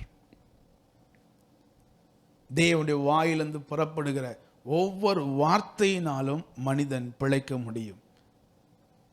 ஸோ ஃபர்ஸ்ட் நம்மை நம்முடைய கட்டுப்பாட்டுக்குள் கொண்டு வந்திருக்கிறோமா? இயேசு கிறிஸ்து மனிதனாக இருந்த பொழுது முதல் பிரச்சனை இந்த பசி என்கிற இடத்தில் வந்தது. 2வது சோதனை என்ன? டிசையர் ஃபார் ஃபேம், புகழுக்கான ஆசை. அடுத்து மனிதன் காலகாலமாய் ஓடிக்கொண்டிருக்கிற அடுத்த நிலை, ஒருவேளை அவனுக்கு பசி, தாகம், காமம் இதெல்லாம் அவனுக்கு ஓரளவுக்கு கிடைச்சி அதில் சாட்டிஸ்ஃபை ஆனது போல ஒரு ஃபீல் இருந்தால், அடுத்து அவனுக்குள் வரக்கூடிய ஒரு பெரிய ஆசை என்ன அப்படின்னா புகழ் அடைய வேண்டும். புகழ், அதிகாரம், புகழ் பெற வேண்டும், மேன்மை அடைய வேண்டும், என்னை எல்லாரும் பாராட்ட வேண்டும். அதற்காகத்தான் இந்த உலகத்தின் மனிதர்களில் அநேகர் என்ன செய்கிறாங்க அப்படின்னா ரவுடிசத்தை தெரிந்தெடுத்துக் கொள்கிறார்கள், ஹீரோயிசத்தை தெரிந்தெடுத்துக் கொள்கிறார்கள். தான் எல்லாராலும் பாராட்டப்பட வேண்டும், என்ன செய்தால் இந்த உலகம் தன்னை பாராட்டும் என்பதை சிலர் நேர்மறையாக எடுத்துக்கொள்கிறார்கள், சிலர் எதிர்மறையாக எடுத்துக் கொள்கிறார்கள். ஒரு விளையாட்டை விளையாடி ஒரு ஸ்போர்ட்ஸில் அல்லது தன்னுடைய திறமைகளை காண்பித்து இசை சம்பந்தப்பட்ட காரியமாக இருக்கலாம், நடிப்பு சம்பந்தப்பட்ட காரியங்களாக இருக்கலாம், படிப்பு சம்பந்தப்பட்ட காரியங்களாக இருக்கலாம். இதெல்லாம் நேர்மறையாக சொல்லப்படுகிற பாசிட்டிவ் அப்ரோச் என்று சொல்லலாம். புகழ் பெறுவதற்கான பாசிட்டிவ் அப்ரோச். இன்னும் நெகட்டிவ் அப்ரோச் இருக்கிறது. ஒரு ரவுடிசம் செய்து அல்லது தவறான ஒரு காரியத்தை செய்து, எப்படியோ ஒரு வில்லத்தனமான காரியத்தை செய்தாவது தான் புகழடைய வேண்டும். அது நெகட்டிவாக, நொட்டோரியஸ் என்று சொல்லுவார்கள். ஏதோ ஒரு விதத்திலே புகழுக்காக மனிதனுடைய இருதயம் ஏங்கிக் கொண்டே இருக்கிறது. அதைத்தான் பிசாசு வந்து இயேசுவிடத்தில் சொன்னார், நீர் இங்கே இருந்து தாழ கொதியும் தேவதூதர்கள் உம்மை கரங்களை தாங்கிக் கொள்வார்கள் என்று பாரும், சோதித்து பாரும். ஏன்னா இங்கே எல்லாருக்கும் முன்னாடி அந்த உப்பரியில் மேலே கொண்டு போய் நிறுத்தி இங்கிருந்து கீழே விழுந்து தேவதூதர்கள் தாங்கிட்டாங்கன்னா இங்கே ஆயிரக்கணக்கான நபர்கள் இருக்கிறாங்க, எல்லாரும் உன்னை பார்த்து ஒரே நாளில் உன்னுடைய புகழின் உச்சிக்கு நீ சென்று விடலாம் என்று பிசாசு சோதனை கொடுத்தான். இன்றைக்கு ஒவ்வொரு மனிதனுக்குள்ளும் அப்படிப்பட்ட எண்ணம் இருக்கிறது. தெரிந்தோ தெரியாமலோ தான் பாராட்டப்பட வேண்டும் என்ற ஆசை, அதற்காக அது தவறான காரியத்தை தெரிந்தெடுத்து ஓடுகிற மனு கூட்டத்துக்கு நடுவில் தான் நீங்களும் நானும் இருக்கிறோம். புகழ் வந்தால் திருப்தி அடைந்து விடுவோமா? இல்லை. இன்றைக்கு நடைமுறையில் இருக்கிற எத்தனையோ விஷயங்கள் அதற்கு நமக்கு ஆதாரமாக இருக்கிறது. எவ்வளோ ஹை போஸ்ட் கிடைத்தாலும் திருப்தி அடையாத, எவ்வளோ புகழின் உச்சிக்கு சென்றாலும் அது எதர் பாசிட்டிவ் ஆர் நெகட்டிவ், நேர்மறையோ எதிர்மறையோ, எவ்வளோ புகழின் உச்சிக்கு போனாலும் திருப்தி அடையாத மனிதர்கள் தான் இருக்கிறார்கள். இதுதான் நிஜம், இதுதான் நிஜம். எது மனிதனை திருப்திப்படுத்தும்? அதற்காக படிக்கக்கூடாது என்று சொல்லவில்லை, திறமையை வளர்த்து கொள்ளக்கூடாது என்று சொல்லவில்லை. ஆனால் புகழுக்காக நான் இதை செய்கிறேன் என்று சொன்னால் அது நம்மை திருப்திப்படுத்தாது. அப்போ எதுதான் மனிதனை திருப்திப்படுத்தும்? நல்லது, உண்மையும் உத்தமமும் உள்ள ஊழியக்காரனே என்று எப்பொழுது இயேசுவால் ஒரு பாராட்டை பெறக்கூடிய வாழ்க்கை வாழ்கிறோமோ அது நம்மை திருப்திப்படுத்தும். அதிலே ஒரு பெரிய மகிழ்ச்சி இருக்கிறது, அதிலே ஒரு பெரிய சந்தோஷம் இருக்கிறது, ஒரு நிறைவு இருக்கிறது. தேவன் நம்மை பாராட்டுகிற வார்த்தை. தேவன் நம்மை பாராட்டுவதற்கு என்ன செய்ய வேண்டும்? ஒன்று செய்ய வேண்டும், அவருடைய சித்தத்தை செய்தால் போதும். மூன்றாவது உள்ள சோதனை டிசையர் ஃபார் பவர். இது மனிதனுக்கு இயற்கையாகவே அவனுக்குள்ள அந்த பவருக்காக, ஆளுகைக்காக இயங்குகிற அந்த தன்மை இருக்கிறது. பிசாசு இயேசுவிடத்தில் வந்து உலகத்தின் சகல சாம்ராஜ்யத்தையும் ஒரு வினாடி பொழுதில், ஒரு நிமிஷத்திலே காண்பித்து, இவைகளெல்லாம் எனக்கு ஒப்பு கொடுக்கப்பட்டிருக்கிறது, தாழ விழுந்து பணிந்து கொள்ளும், அப்பொழுது இவைகளை உமக்கு தருவேன், இந்த எல்லா ஆளுகையை நான் உனக்கு தருவேன். ஏன்னா மனிதனுக்குள்ளே ஆளுகை செய்ய வேண்டும், அதிகாரம் பண்ண வேண்டும், அந்த தன்மை அவனுக்குள்ள இருக்கிறது. அதிகாரம் அதிகாரம் அதிகாரம். இதற்காக இன்றைக்கு முழு உலகமும் முழு உலகத்தில் இருக்க மனிதர்களும் அதற்காக முயற்சி பண்ணுகிறார்கள். கணவன் மனைவி யார் யாரை அதிகாரம் செலுத்துவது, வீட்டிலிருந்து ஆரம்பிக்கிறது. பெற்றோர் பிள்ளைகள் யார் யாரை ஆளுகை செய்வது, அதிகாரம் செலுத்துவது. வேலை பார்க்கிற இடம், எல்லா இடத்துலையும் இந்த அதிகாரம் செலுத்தக்கூடிய தன்மை இருக்கிறது. இதை பயன்படுத்தி பிசாசு நிறைய தவறான விதைகளை விதைத்து சோதிக்க ஆரம்பிக்கிறான். இயேசுவுக்கு அந்த சோதனை வந்த பொழுது சொன்னார், உன் தேவனாய் கர்த்தர் ஒருவருக்கே ஆராதனை செய்வாயாக, அப்பாலை போ பிசாசு என்று அனுப்பினாரே. தேவ பிரசன்னத்தில் இருக்கும் பொழுதுதான் நமக்கு புரியும், என்னதான் முயற்சி பண்ணாலும் மனிதர்களால் நம்மால் யாரையும் எவரையும் எதையும் ஆளுகை செய்ய முடியாது.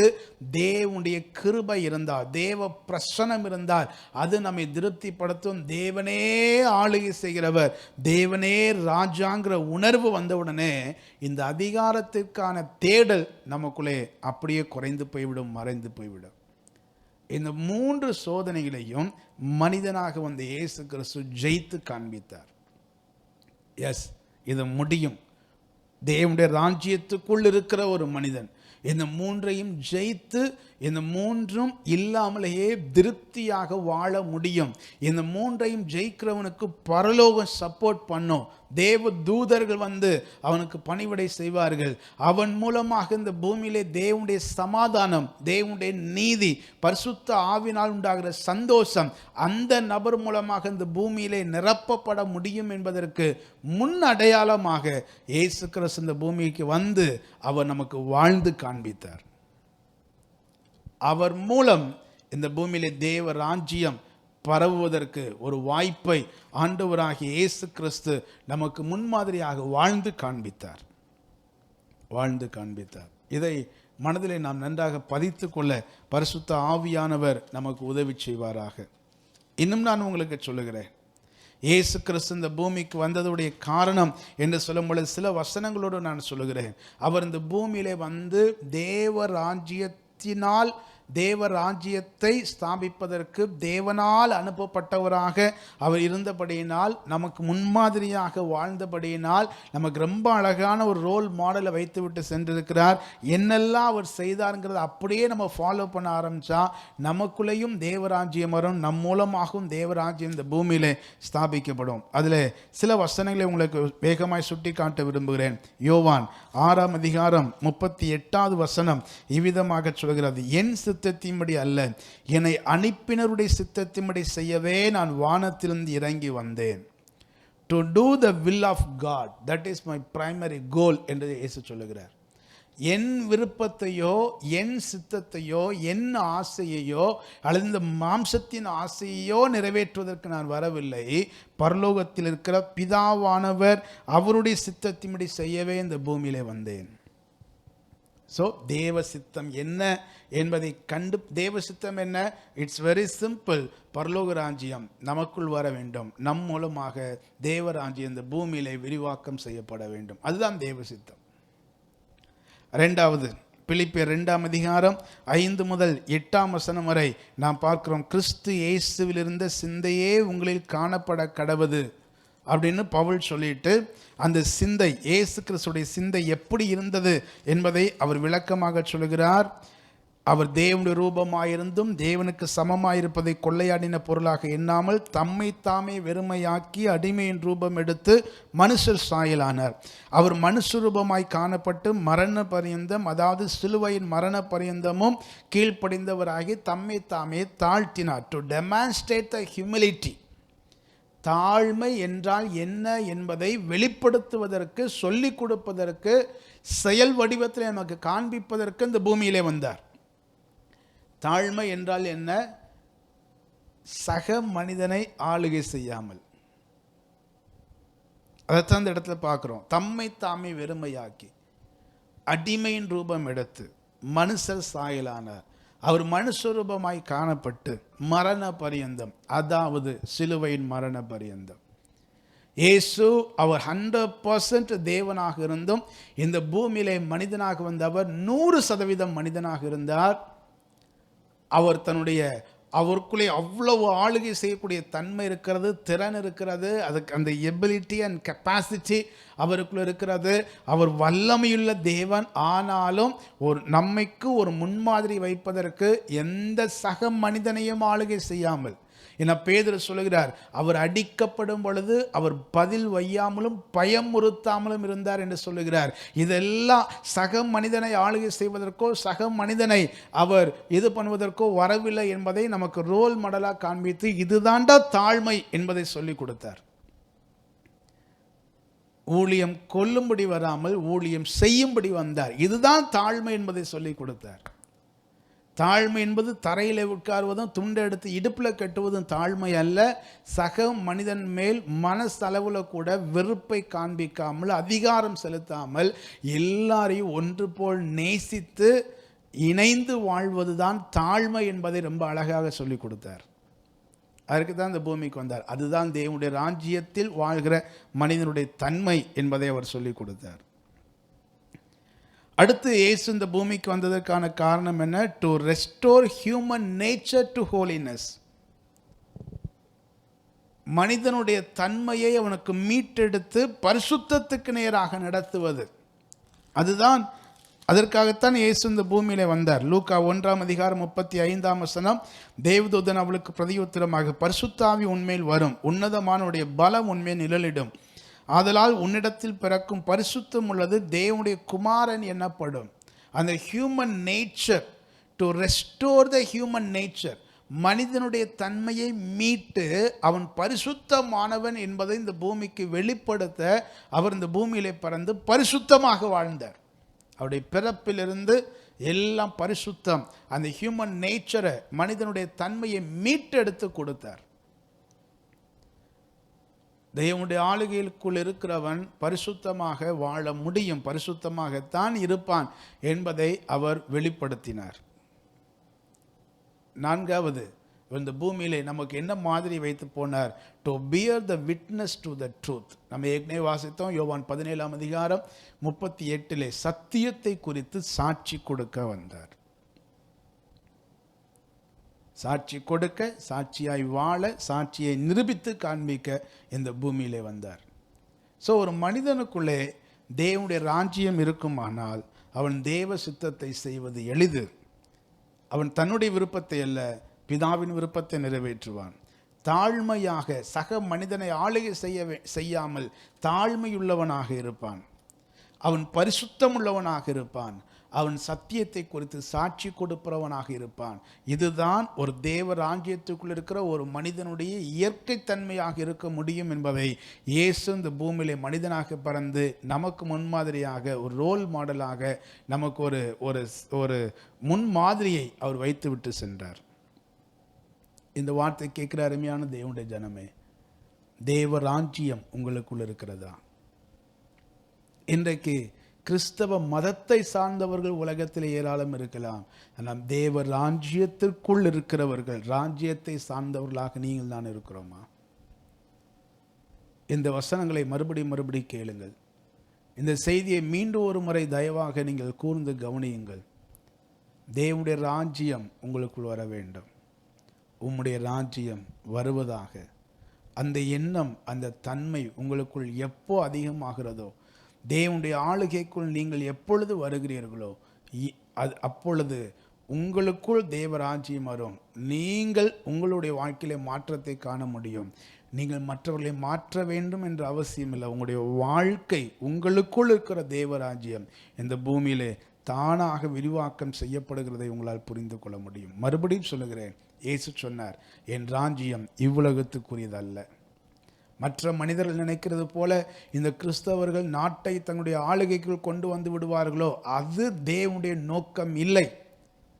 வேதத்தில் தெளிவாக சொல்லியிருக்கிறார், என் ராஜ்யம் இவ்வுலகத்துக்குரியது அல்ல.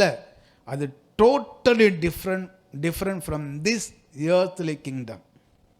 இந்த உலகத்தின் ராஜ்யத்திலிருந்து முற்றிலும் மாறுபட்டது தேவனுடைய ராஜ்யம். புரிந்து கொள்வோம். ஆண்டவர் இந்த சபையை எதற்காக இந்த பூமியில் வைத்திருக்கிறார் தெரியுமா? தேவனுடைய ராஜ்யம் சபையின் மூலமாக வெளிப்பட வேண்டும் என்பதற்காகத்தான். அதனால தான் 2 தீமோத்தேயு 3:15 சொல்லும் பொழுது, சத்தியத்திற்கு தூணும் ஆதாரமாக இந்த சபையை இங்கு வைத்திருக்கிறார். ஸோ சபையை, ஒரு தேவனுடைய ஆலயத்தை, சபையை இந்த பூமியிலே ஆண்டவராக இயேசு கிறிஸ்து வைத்திருப்பதற்கான காரணம் இந்த சபை சத்தியத்துக்கு தூணும் ஆதாரமாக இருக்க வேண்டும். மன்னித்துக் கொள்ளுங்கள், 1 தீமோத்தேயு 3:15 தாமதிப்பேன் ஆகில் தேவனுடைய வீட்டிலே நடக்க வேண்டிய வகையை நீ அறியும்படி இவைகளை உனக்கு எழுதுகிறேன். அந்த வீடு ஜீவனுள்ள தேவனுடைய சபையாய் சத்தியத்துக்கு தூணும் ஆதாரமுமாக இருக்கிறது. ஸோ சர்ச்சை ஆண்டு அந்த பூமியில் வைத்திருப்பதற்கு காரணம், தேவ ராஜ்யம் சபையின் மூலமாக பண்ணப்பட வேண்டும். என்ன ராஜ்யம்? சக மனிதர்களையோ மற்ற மனிதர்களையோ ஆளுகை செய்வது அல்ல. ஒவ்வொரு மனிதனும் தன்னைத்தானே ஆளுகை செய்து இந்த பூமியிலே அற்புத அடையாளங்களை செய்து தேவன் ராஜ்யத்தை விரிவாக்கம் செய்யவே. இதை செய்ய நம்மை அர்ப்பணிப்போம், புரிந்து கொள்வோம். அடுத்து வருகிற வாரத்தில் சபைக்கு இருக்கக்கூடிய மிகப்பெரிய கடமை என்ன என்பதை குறித்து தியானிக்க ஆண்டு நமக்கு உதவி செய்வார். கண்களை மூடி ஜெபம் பண்ணுவோம். எங்கள் சர்வ வல்லமையுள்ள பிதாவே, கிருபையில் நல்ல ஆண்டவரே, இந்த அருமையான நேரத்திற்காக நன்றி செலுத்துகிறோம். உம்முடைய ராஜ்யம் என்றால் என்ன என்பதையும், அதற்கு ஒரு நல்ல முன்மாதிரியாக இந்த பூமியிலே இயேசுவே நீர் இந்த பூமியிலே பிறந்து எங்களைப் போல மனிதனாக வாழ்ந்து தேவ ராஜ்யத்துக்குள் இருக்கிற ஒரு மனிதன் எப்படி வாழ முடியும் என்பதையும் எங்களுக்கு நிரூபித்து காண்பித்திருக்கிறீர். நன்றி செலுத்துகிறோம். இந்த மாடலை நாங்கள் பின்பற்ற எங்களுக்கு உதவி செய்தோம். உம்முடைய ராஜ்யம் எங்களுக்குள் ஸ்தாபிக்கப்படட்டும். உம்முடைய ராஜ்யம் எங்களுக்குள் முதலாவது வரட்டும். நாங்கள் உம்முடைய ராஜ்யத்தின் புத்திரராக இருக்க எங்களுக்கு உதவி செய்தோம். கிருபை தாரும். இந்த வசனத்தை கேட்ட ஒவ்வொருவருக்குள்ளேயும் அன்றைய வேத வசனத்தின் வெளிச்சம் அவர்களுக்குள்ளே உண்டாக இந்த தேவனுடைய ராஜ்யத்தை பற்றி புரிந்து கொள்ள பரிசுத்த தேவனின் கிருபை பாராட்டும். ஒவ்வொருவரையும் உடைய கரத்தில் கொடுக்கிறோம். தொடர்ந்து எங்களை நடத்தும். உம்முடைய ராஜ்யம் வருவதாக. இயேசுவின் நாமத்தில் பிதாவே, ஆமேன், ஆமேன். தொடர்ந்து இந்த வசனங்களை தியானியுங்கள். உம்முடைய ராஜ்யம் வருவதாக என்று தேவனுடைய ராஜ்யம் நமக்குள் உங்களுக்குள் ஸ்தாபிக்கப்படட்டும். ராஜ்யத்தின் புத்திரராக நடந்து கொள்ளுங்கள். God bless you.